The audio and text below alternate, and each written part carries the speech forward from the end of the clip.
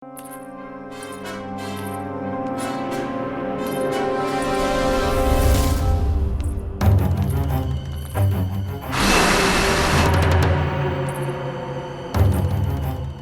विचित्र शीत है। क्या आपको भी इसका आभास हो रहा है महारानी? मुझे पता है तू पंछी है, वायु शीत है या उष्ण इसका अनुभव करने का अभ्यास है तुझे, किंतु अभी समय नहीं है, शीघ्र चल, इससे पहले कि हमारी उपस्थिति का किसी को आभास हो जाए। एक क्षण महारानी, कुछ तो असामान्य है।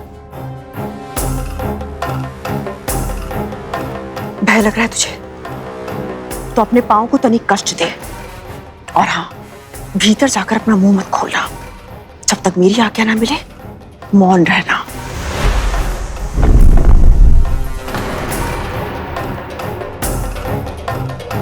क्या हुआ?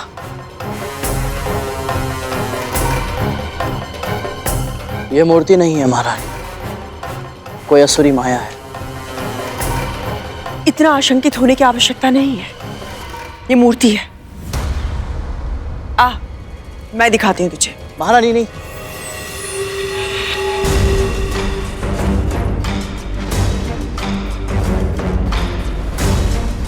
महारानी रुकिए।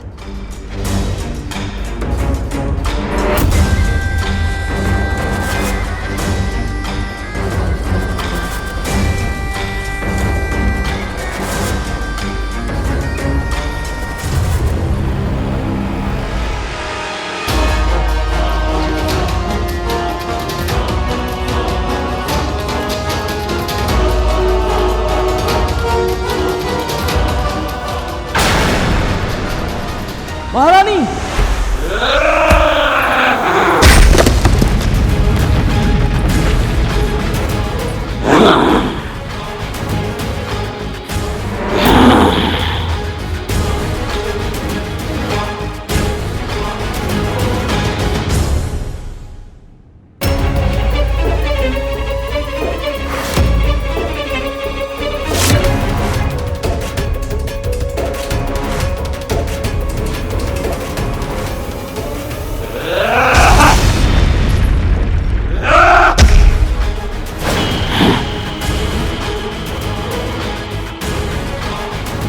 जिसके प्रहार से महाबलीपुरम की भूमि भी फट गई, उस भीषण असुर का वार ऐसे सह गया ये जैसे किसी ने फूल मारा हो।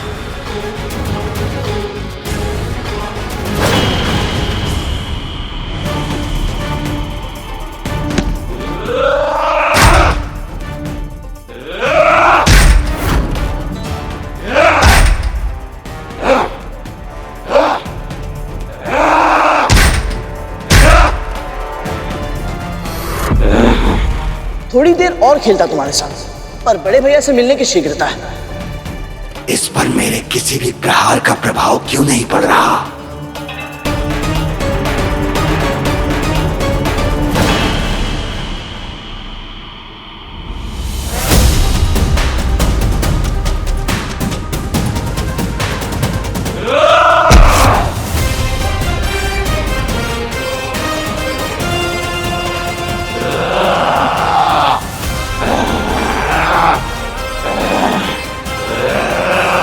मेरी विमाता पर प्रहार करने का दुस्साहस दोबारा मत करना।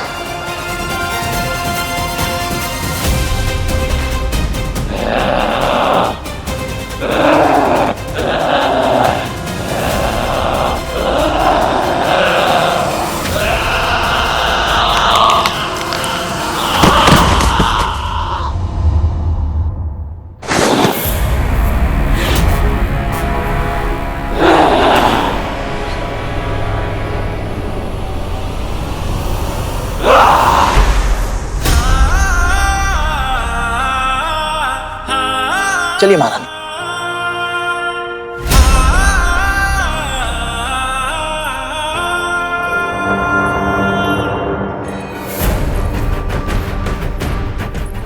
करुण ने द्वारकाक्ष को पराजित कर दिया।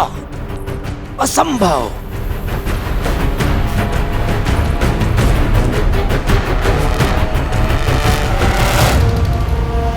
सौराष्ट्रे सोमनाथस्य श्रीशिले मल्लिकार्जुनम उज्जैन्यां महाकालम ओंकारम मल्लेश्वरम परल्यां वैद्यनाथं च डाकिन्यं भीमशंकरं सेतुबन्धे च रामेशं नागेशं दारुकावने वाराणस्यां तु विश्वेशं त्र्यंबकं कौमुदी तटे हिमालय तु केदारं धूष्मेशं च शिवालय। यहाँ का वातावरण मेरी कल्पना से बिल्कुल विपरीत है।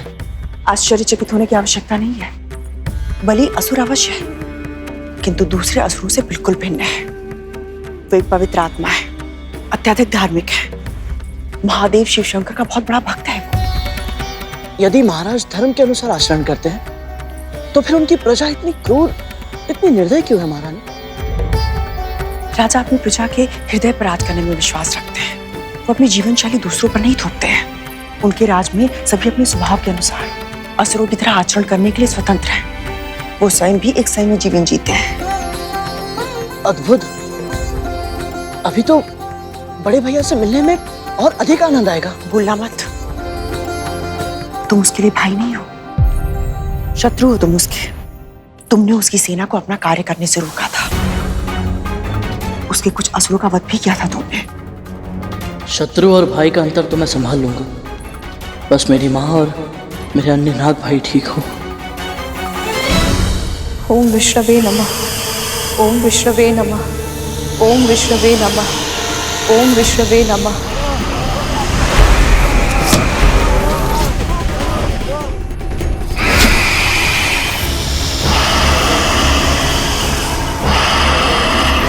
ओम विष्णवे नमः।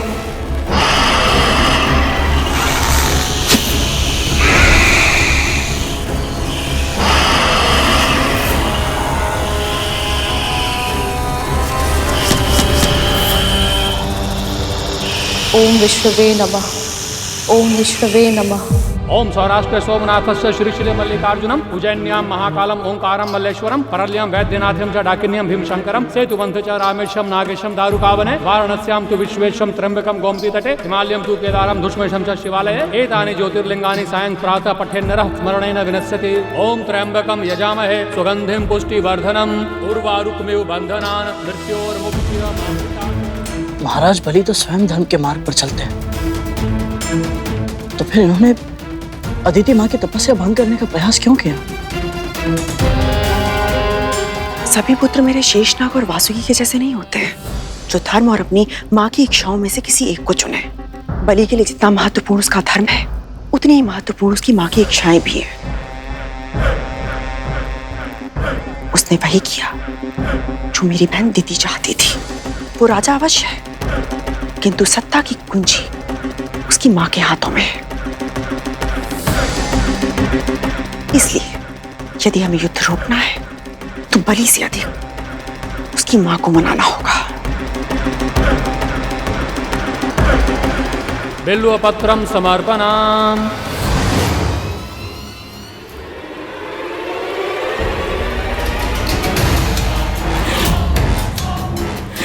गरुड़ और कतरु यहाँ?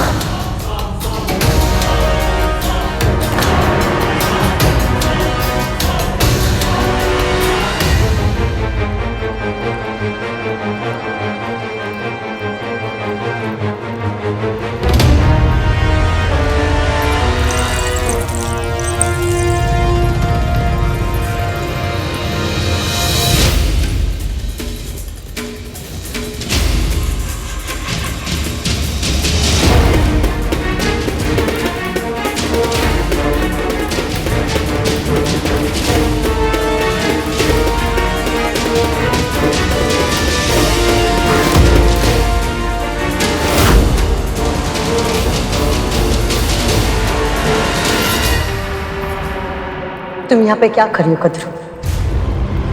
ये पक्षी ये यहाँ पे क्या कर रहा है? ये भीतर कैसे आया? किसी द्वारपाल ने रोका नहीं इसे? प्रणाम महाराज बलि। प्रणाम माता दीदी। प्रणाम माँ कद्रू।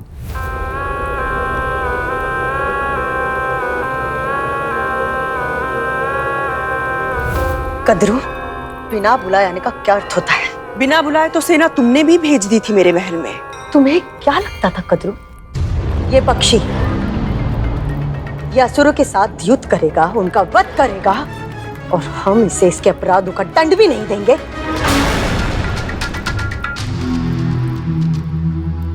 क्षमा कीजिए राजमाता। यदि आपको दंड देना ही था तो केवल मुझे दंड देती। मेरी माँ को, विमाता को, मेरे नाग भाइयों को सम्मिलित करने की आवश्यकता क्या थी? उन्हें इन सब में सम्मिलित होने की कोई आवश्यकता नहीं है। पर वो तो पहले से ही सम्मिलित हो चुके हैं। तुम्हारे पुत्र राहु ने केवल विंता को ही नहीं, मुझे भी धमकी दी थी। इसी कारण मेरे पुत्र और तुम्हारे पुत्र आपस में युद्ध कर रहे हैं।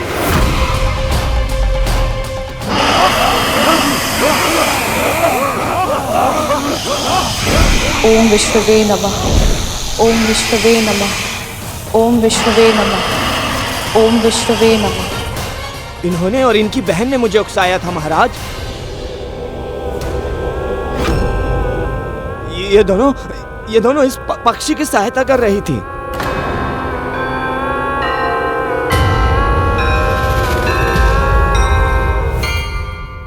दीदी, गरुड़ के कारण असुरों का भी रक्त बह रहा और मेरे पुत्र भी चोटिल हो रहे हैं। इससे पहले कि किसी के प्राण चले जाए, हमें इस युद्ध को रोकना होगा। यदि तुम्हारी यही इच्छा है कि ये युद्ध रुक जाए, तो ये युद्ध रुक सकता है।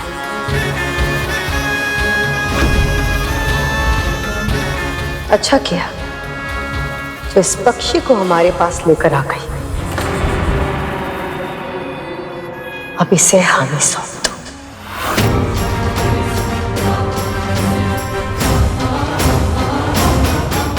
कभी नहीं, कभी नहीं।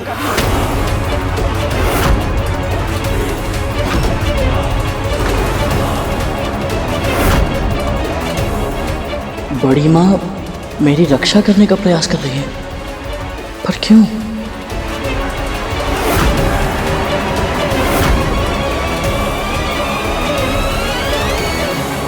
क्षमा करें माँ कद्रू, पर क्या आप मेरी एक जिज्ञासा शांत कर सकते हैं?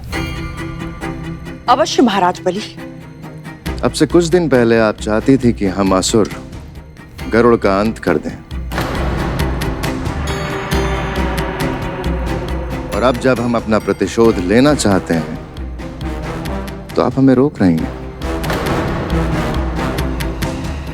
ऐसा क्यों माँ कद्रू?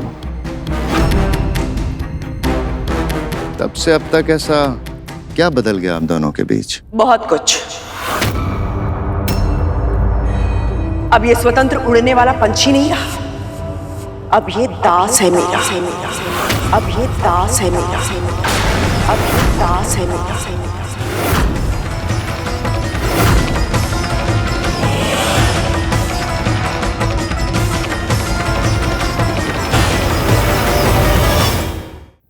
दास?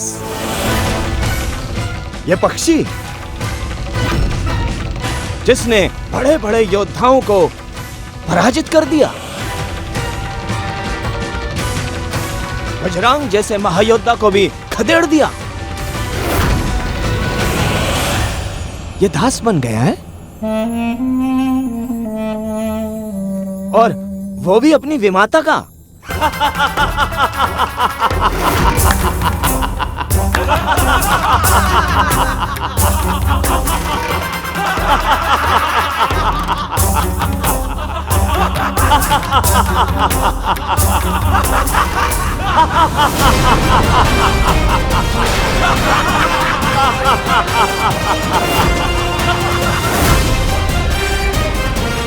मुझे धैर्य दीजिए माँ।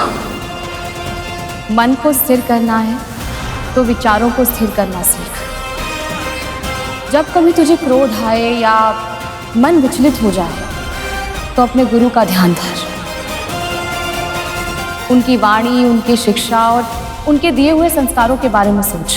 ऐसा करने से तेरा आवेग शांत हो जाएगा और फिर मन अपने आप स्थिर हो जाएगा।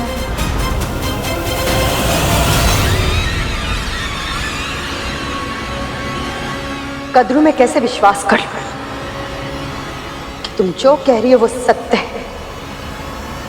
ये वही गरुड़ है जो अदिति को संकट में देखकर अपना स्थान छोड़ने के लिए तैयार नहीं हुआ था।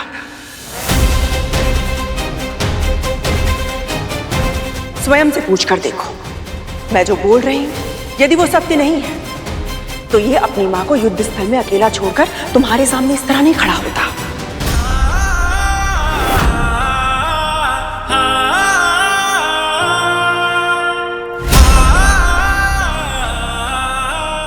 ये केवल मेरे आदेश पर यहां पर आया है, क्योंकि इसकी मां और स्वयं भी मेरे हाथों की कठपुतलियां हैं।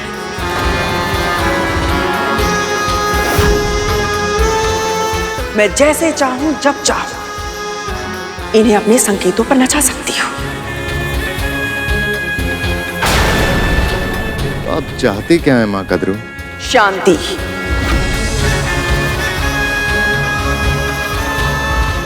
यदि यह युद्ध इसी तरह चलता रहा तो आपके असुर भी घायल होंगे और मेरे पुत्र भी।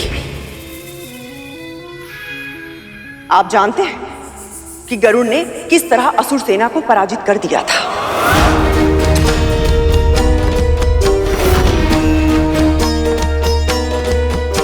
किंतु अब मेरे शक्तिशाली पुत्र भी इस युद्ध का भाग बन चुके हैं और इस युद्ध का परिणाम केवल और केवल विध्वंस लाएगा महाराज।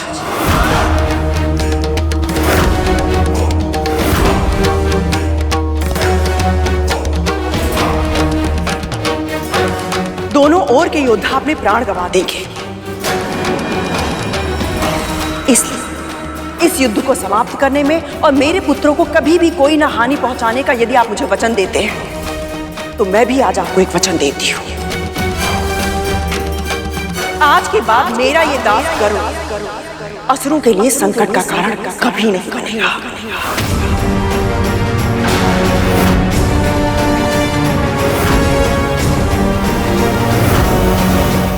महारानी, आप कैसे ये वचन दे सकते हैं?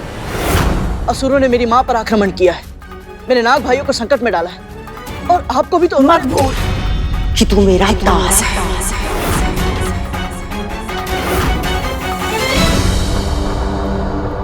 और जब तक दासों को आज्ञा नहीं दी जाए वो बीच में नहीं बोलते।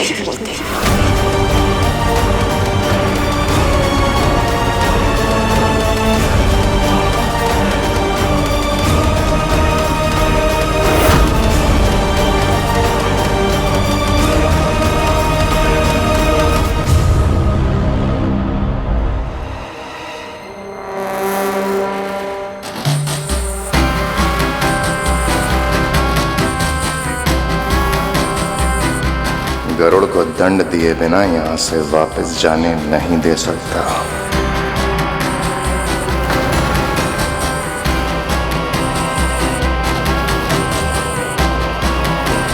तो क्या निर्णय लिया आप दोनों ने?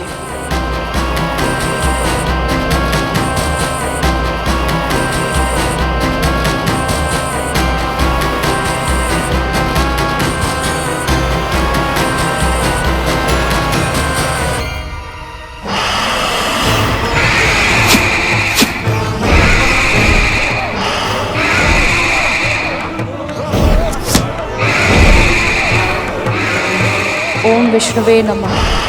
ओम विष्णुवे नमः। हमें आपके निर्णय की प्रतीक्षा है महाराज बलि।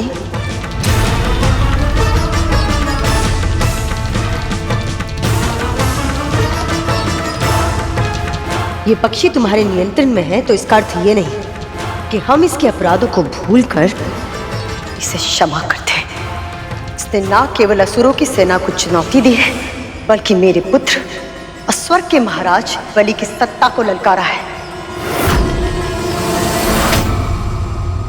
इसे अवश्य दंड मिलना चाहिए।